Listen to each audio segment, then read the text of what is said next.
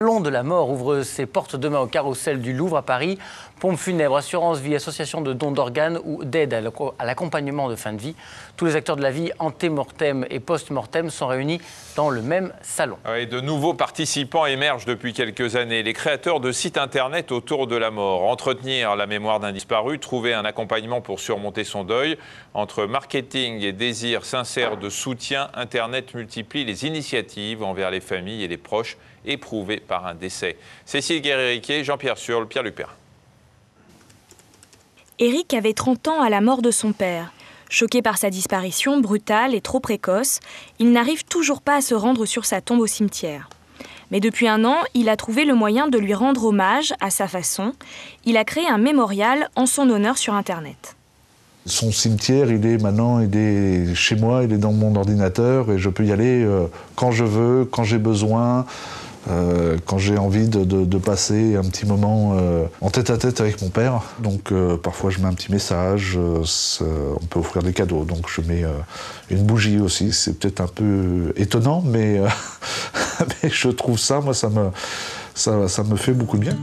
Sur les réseaux sociaux, les blogs, les forums, la mort a peu à peu trouvé sa place sur la toile et de nouveaux rituels de deuil apparaissent.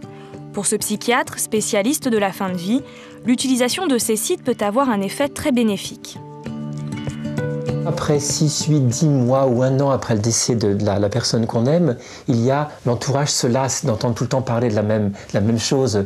Et donc les forums, par exemple, les forums de discussion sur Internet consacrés au deuil, c'est le lieu où il y a la possibilité de parler pendant encore 1 an, 2 ans, 3 ans de la personne disparue et de savoir qu'on est compris par les personnes, qu'on n'est pas jugé. Alors ça peut paraître très long, 1 an, 2 ans, mais c'est vraiment la logique normal et naturel du processus de deuil, ce que les proches ne comprennent pas. Donc là, on voit que Internet répond très clairement à un besoin que l'entourage ne parvient plus à satisfaire.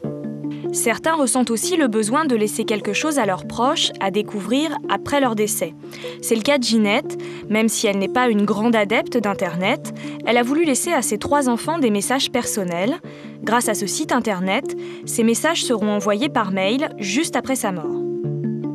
J'ai 2-3 petites choses que j'aimerais leur raconter, que je n'ose pas trop, et que j'ai décidé, quand j'ai entendu parler de ça, justement de le dire après le passage. Et je trouve que c'est bien parce que c'est gênant de parler de certaines choses de son vivant, alors qu'après, il y a certaines choses qu'on peut expliquer aux enfants, ce qui s'est passé. J'ai 2-3 petites choses, sans grande importance, absolument, mais que j'aimerais bien leur dire. À l'origine de ce site, des jeunes trentenaires qui baignent en permanence dans ce monde virtuel. Pour eux, Internet est le meilleur moyen de transmettre ses souvenirs à ses enfants.